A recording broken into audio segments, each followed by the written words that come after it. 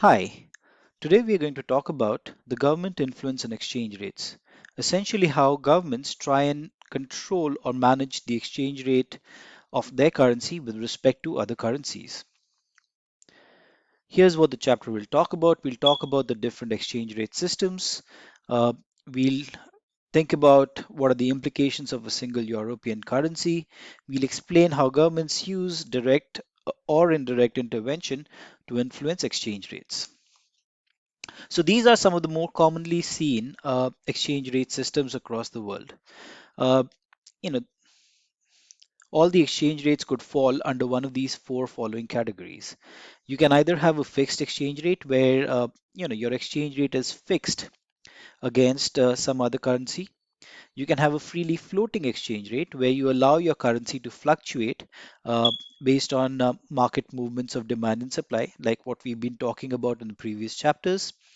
Or you can have something which is much more common, even if countries say that they have a freely floating exchange rate system, most of the times it's usually a managed float, meaning that the central bank or the government tries to maintain the exchange rate system within a band. Remember when we talked about the Federal Reserve, one of the two things that the Federal Reserve wants to do is maintain stability of prices. Now, in accordance with that goal, trying to maintain stability in prices, uh, managing and ensuring that the exchange rates do not fluctuate a lot is also one of the functions that falls upon a lot of the central banks. And finally, the fourth system is what we can think about or call a pegged system. In a pegged system, essentially a currency is pegged to another currency, meaning that if to give you an example, the Hong Kong dollar is pegged to the US dollar. So if the United States dollar appreciates, then the exchange rate between the Hong Kong dollar and United States dollar should actually change, but it does not because the Hong Kong dollar, the central bank in Hong Kong sort of tries to maintain the peg that it's going to be essentially a fixed uh, exchange between the Hong Kong dollar and the US dollar. So if we go to Yahoo Finance and look at the HKD versus USD,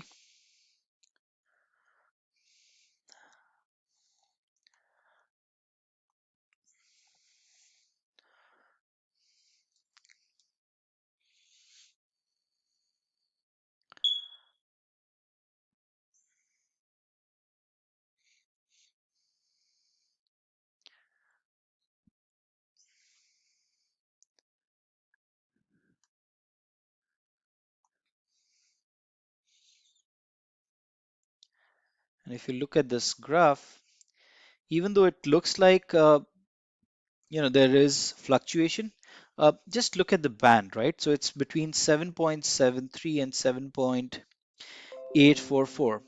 So for most purposes, this does not fluctuate a lot. The fluctuation is just zero point 0.1 in the last 5 years, right? Otherwise, it maintains a very tight band between, 7.8 and 7.84, right? So, and it's sort of remains steady, right? Uh, there, if you look at a much more longer term from August 1 all the way, it almost looks like a straight line, right? And the exchange is the USD versus the Hong Kong dollar, it's sort of pegged at this 7 point, 84 Hong Kong dollars for every US dollar. So this is an example of a pegged exchange rate. In a fixed exchange rate system, exchange rates are either held constant or they are allowed to fluctuate, but the fluctuation is within a very narrow bound. An example of a fixed exchange rate would be the Saudi riyal against the US dollar. Uh, the central bank, even though the exchange rate is fixed, sometimes can either devalue or revalue the currency depending on what they believe is the true demand or supply for the currency. So even though exchange rates are fixed, they're not. They can be revalued if there is a necessity to revalue these exchange rates. So the first example of an exchange rate that happened historically was after the Bretton Woods Agreement, where every currency was valued in terms of gold. Uh, After that, in the 1970s, there was a lot of issues with having the fixed exchange rate system. And when you look at one of the recommended readings that I have about the Mundell-Fleming trilemma, and I also posted a short video on that. Uh, if a country has a fixed exchange rate system, then basically what it is doing is that it's doing away with the monetary policy tool that was otherwise available to them. Yeah.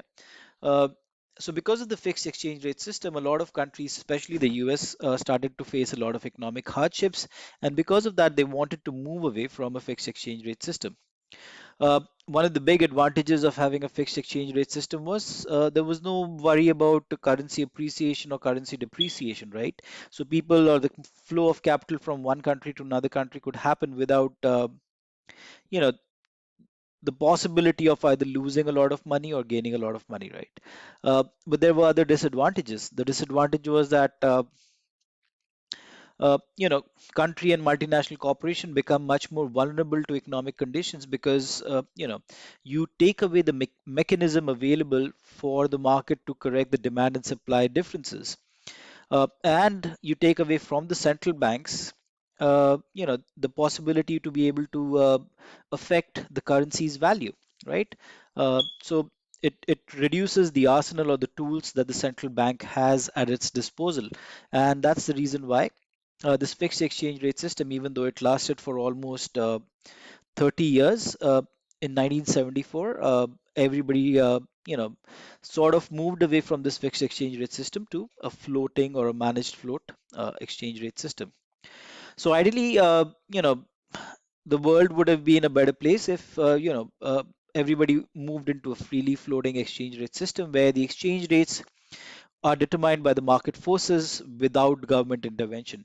But usually this does not happen, right? Here are some of the advantages of a freely floating system. A country is more insulated from inflation of other countries. The country is more insulated from unemployment of other countries. And it does not require a central bank to maintain the exchange rate within specified boundaries. So the central bank does not have to do a lot. The market forces take care of where or what the exchange rates should be, right? So the first point here about the insulation from inflation or from unemployment. Imagine if the world was where the exchange rates were fixed, and if there was inflation in one part of the world, then that would uh, impact inflation in the other parts of the world, right? But if the currencies are freely floating, right, the inflation differences between the two countries is going to cause the exchange rates to move in such a way that the effect of inflation is not going to impact, other countries.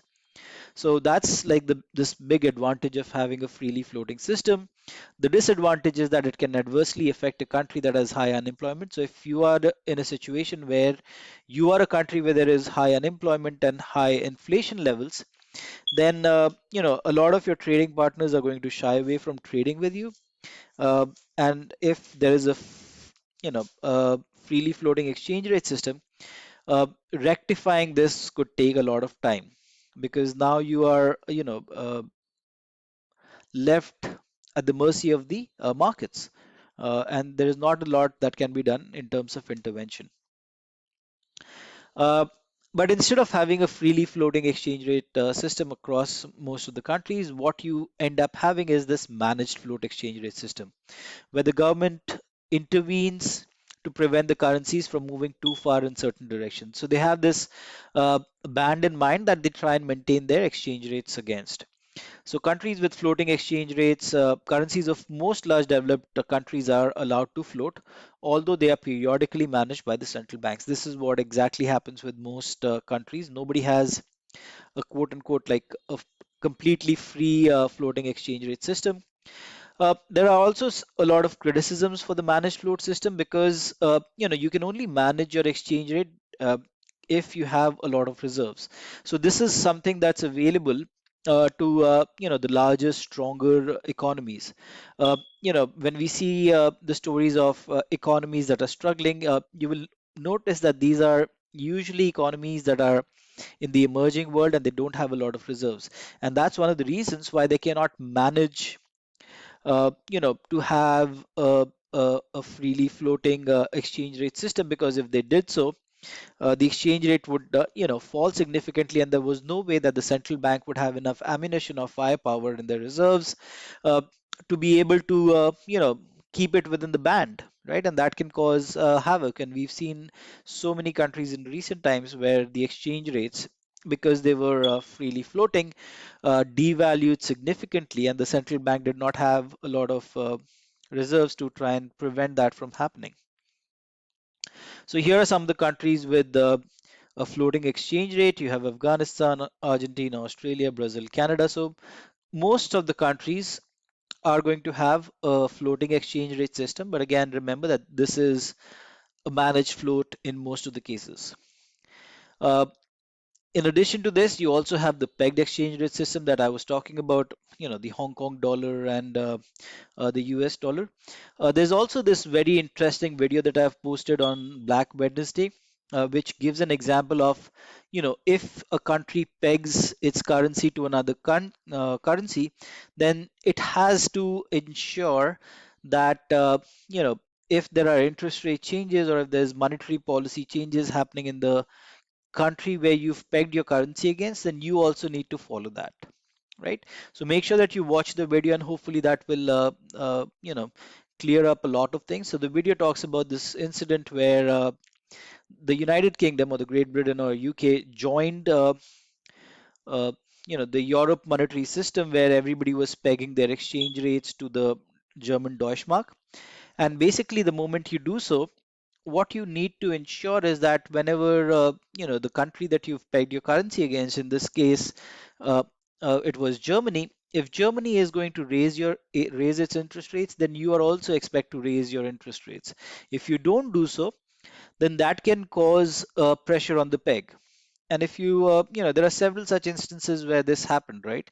One of the major reasons for the Asian financial crisis back in the late 1990s and early 2000s was that all of these so-called tiger economies, what they had done was that in order to benefit from price stability and exchange rate stability, all of them had pegged their exchange rates to the United States dollar, and that allowed them to flourish because it helped them to garner foreign direct investment, foreign portfolio investments, and all these economies started thriving. But with that comes the downfall, right? The US decided to change its interest rates, and essentially it was raising interest rates.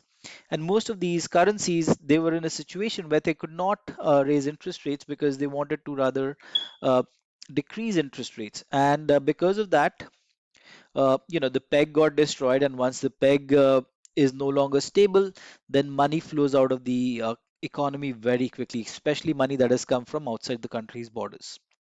So here are some of the issues and limitations. So it may attract foreign investment because the exchange rate is expected to remain stable.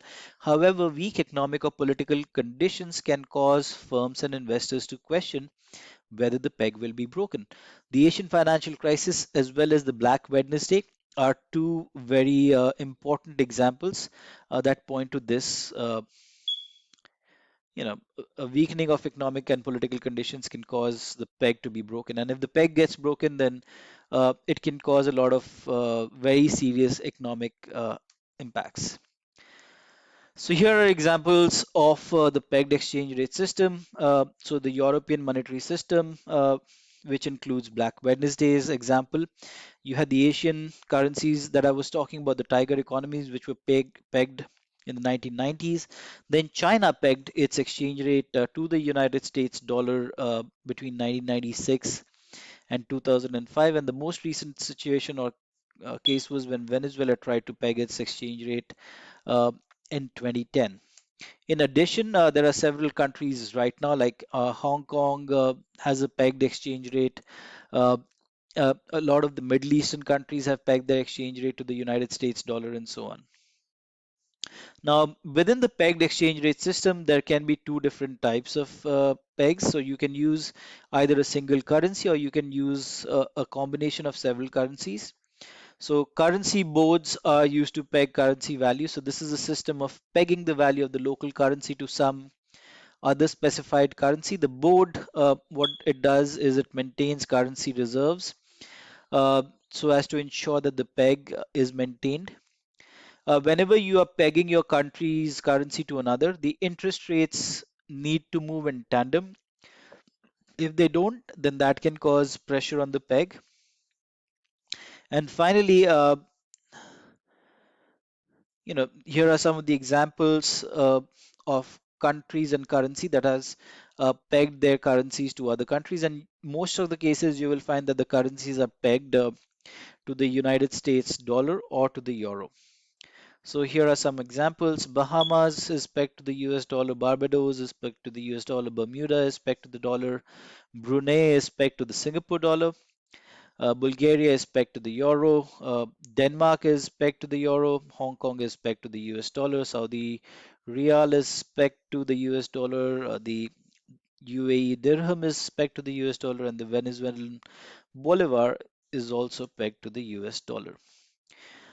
In addition to a peg, sometimes a country may decide that, hey, if I'm pegging, then I don't essentially have an independent currency because the value of my currency is already fixed uh, to either the US dollar or to the euro. Then why do I need a currency in the first place, right? So sometimes what some of these smaller nations end up doing is that they replace their own foreign currency with uh, the United States dollar, and this is called the dollarization. So this is a step beyond a currency board because this forces the local currency to now to be replaced with the United States dollar.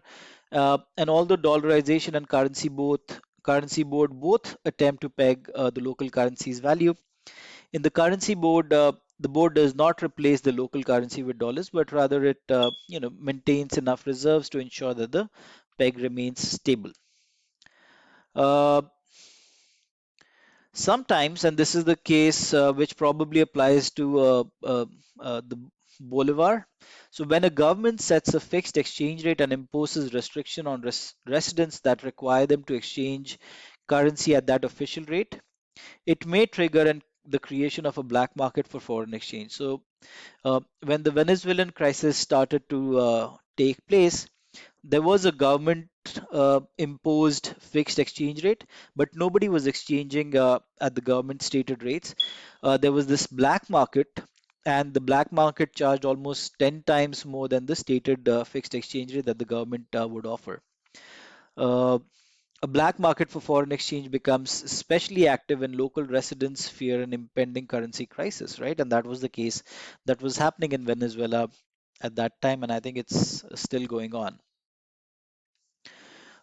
So we have discussed this about a bit in the class. What I will do is I will post an article.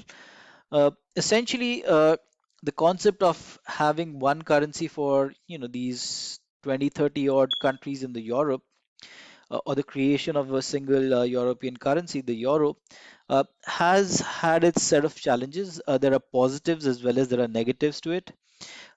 What I will like you to do is I will like you to read the book as well as the article that I post, and I will let you form your own opinion about whether this is something that is stable and this can go on, uh, or this is something that probably won't stand the test of time. So I will let you decide on that on your own. So please read the article that I will post on the formation of the euro and the challenges that it currently faces. Uh, Next, what we want to talk about is we want to talk about intervention. So we've noted that central banks they try and manage the float. It's not a freely floating exchange rate system. They try and maintain the exchange rate within a band, right? So there are two different ways in which central banks intervene. The first one is called a direct intervention, and a second one is called an indirect intervention. Uh, in a direct intervention, the reasons why a central bank in the first place decides to do an intervention is because it wants the exchange rate movements to be smooth. Nobody likes to see a lot of fluctuations, because if there are a lot of fluctuations, uh, essentially what will happen is that people will not be very comfortable in investing or trading with such a country and its currency, right? Because nobody wants all that uncertainty when it's trying to either trade or invest. The second advantage of a direct intervention is that it will establish an implicit exchange rate boundaries, because uh, the markets know that, hey, whenever the exchange rate drops below this or reaches this level, the central bank intervenes. So it helps in formation of those implicit exchange rate boundaries. And if there are temporary disturbances, a direct intervention can smooth over those temporary disturbances. So here's an example of when the Fed is trying to directly intervene and affect the exchange rate between the US dollar and the pound. One of the ways in which it can do this is by directly trading in the foreign exchange markets. So there are two things that the Fed can do. It can either try and impact the demand for the pound, or it can increase the supply of the pound. In order to increase the demand for the pound, what the Fed is going to do is basically it's going to start exchanging dollars that it has in its reserve and use those dollars to buy pounds. As it starts buying more and more pounds, uh, it will cause the demand for pounds to shift outwards, and that will put an upward pressure on the value of the pound, and the pound is going to appreciate against the US dollar. Instead of buying more pounds, what it can also do is that if it has a lot of pounds in its own reserves, then it can start selling these pounds from its reserves. And once it starts doing that, that causes the supply of pounds to shift outward, and also causes the devaluation of the pound. So, depending on what the Fed wants to do, it can either increase the value of the pound by buying more pounds from the foreign markets using the dollars that it has, or what it can do is it can use the reserve of pounds that it has in its own coffers. If it were trying to devalue the value of the pound, it will start selling the pound, and it will cause the decrease in the value of the pound. Uh, Now, like we've seen, in order to do a direct intervention, the central bank needs to have a lot of reserves, right? If the central bank does not have enough reserves, the intervention is can at times not be very successful. Sometimes what central banks also try and do is they try and work through a coordinated intervention. For example, let's say both the Fed and the British Central Bank decide that yes, the pound needs to depreciate or devalue against the US dollar, and then both of them, you know, go to the uh, foreign exchange markets and they trade accordingly. Then the likelihood of the movement where the pound actually devalues is going to be much stronger when there is a coordinated intervention. Now, the direct intervention can be of two ways. It can be sterilized and it can be non-sterilized intervention. The difference between a sterilized and a non-sterilized intervention is essentially that in a sterilized intervention, uh, the Fed does not change the supply of money, but in a non-sterilized intervention, the money supply changes, right? So when the Fed intervenes in the foreign exchange market without adjusting for the change in money supply, it is engaging in a non-sterilized intervention.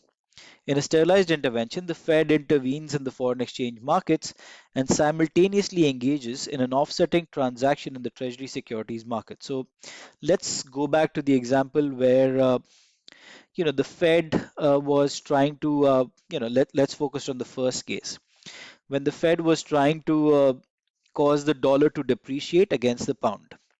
So what the Fed did was it was using dollars in its reserves to buy pounds, right? So two things have happened simultaneously, right? The demand for pounds has shifted outwards. At the same time, if you think about what's happening to the dollar, The supply of dollars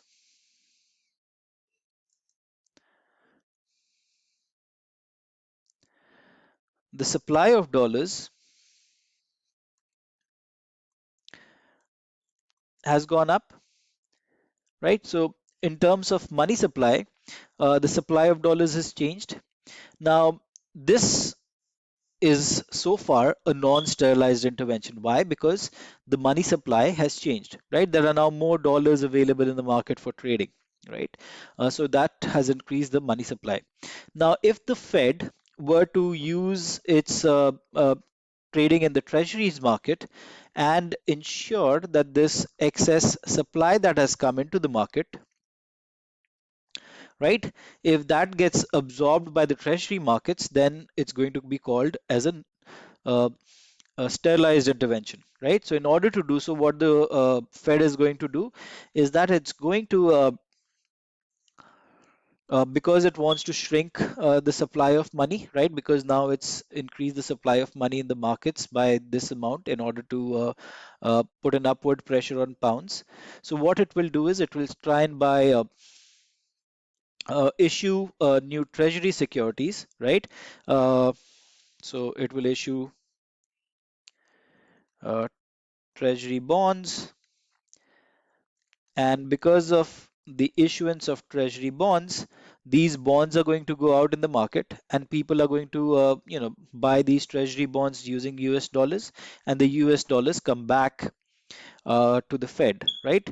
Because of that, this treasury market transaction essentially absorbs this extra supply of money that the Fed put out in the first place, and that is an example of a sterilized intervention.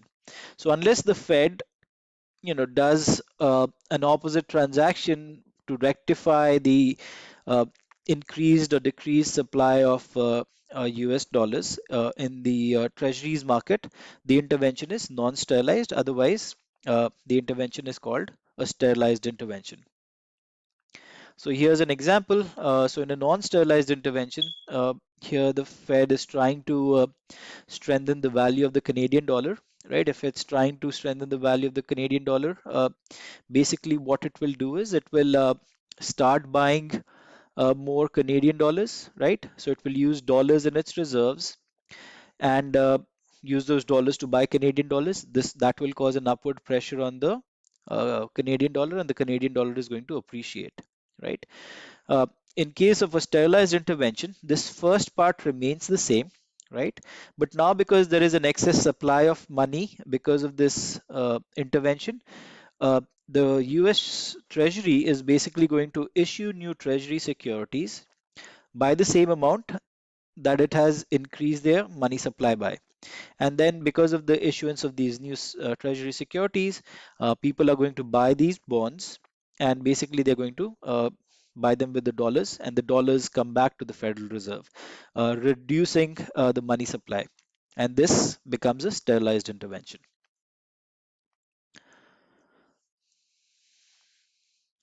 Now,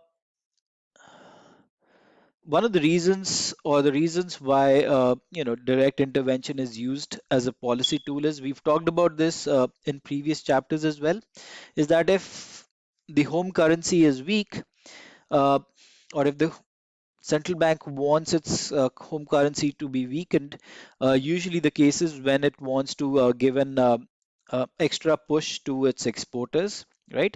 So in an effort to stimulate foreign demand for countries' products, uh, so that's one of the reasons why sometimes the central bank intervenes, because it wants to weaken its home currency. At other times, it might want to strengthen its home currency, right? The reason why you want to strengthen your home currency is because you want to, let's say, try and control the inflation in the country, right? Because if there's very high inflation, and if the current currency's exchange rate strengthens, and if you're importing a lot of goods, then the price of the said goods and services that come in from outside to your country are going to be much cheaper, and that could help control inflation. So here are the different ways in which the central bank can intervene. There is direct intervention, and then there is also indirect intervention. Uh, In a direct intervention, the Fed or the central bank directly trades in the exchange rate markets. The direct intervention can be sterilized or non-sterilized. And then there is the indirect intervention, which in which case the Fed basically what it does is it changes interest rates. And we've seen what happens whenever there are changes in interest rates. If interest rates uh, are increased in the home country compared to other countries, that will cause an appreciation in the home currency. And if interest rate levels are decreased, then that is going to put a downward pressure on the currency. So depending on whether the intervention is direct or indirect, the central bank can actually control, what the exchange rates are going to be, and basically manage this free floating exchange rate.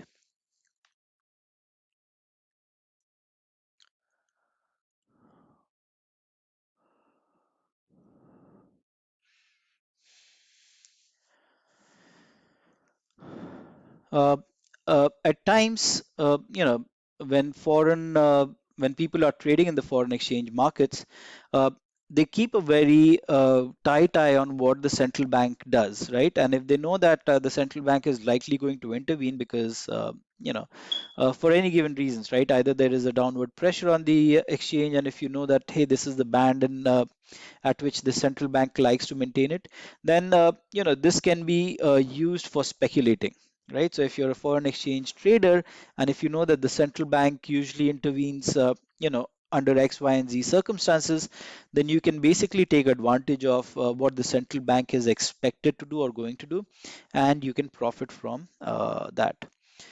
Uh, in an indirect intervention, the Fed can affect the dollar's value by influencing one of these factors, right? And if you look at all these factors, inflation is something that it cannot, directly affect, but interest rate levels is something that they can control, the Fed can control, and changes in government controls is also something that the Fed, in tandem with the central government, can actually, make changes to. And we've already talked about the effect of these factors on the exchange rates in chapter 4. So if the interest rates are increased, then the dollar is going to appreciate. If interest rates uh, decrease, then the dollar is going to depreciate, and so on. So that's another way in which the Fed can intervene and maintain its exchange rates. So government control of interest rates. So by increasing or reducing the interest rates, the government can indirectly intervene and cause the exchange rate to either appreciate or depreciate. Also, they can use uh, controls or changes in foreign exchange controls, such as restriction on the exchange of currency. This is not a very common thing that a lot of governments do. So mostly your intervention is going to take the form of interest rate changes, which is an indirect method, or a direct method where you directly trade in the foreign exchange markets and you affect or influence the value of the exchange rate. That is all for chapter 6. Please make sure that you go through the other videos that have been posted and read those two additional readings. So the first one is about the Eurozone and the second one is about the Mundell-Fleming trilemma. Uh, and in addition to watching this video, make sure that you watch the video on Black Wednesday as well. Thank you.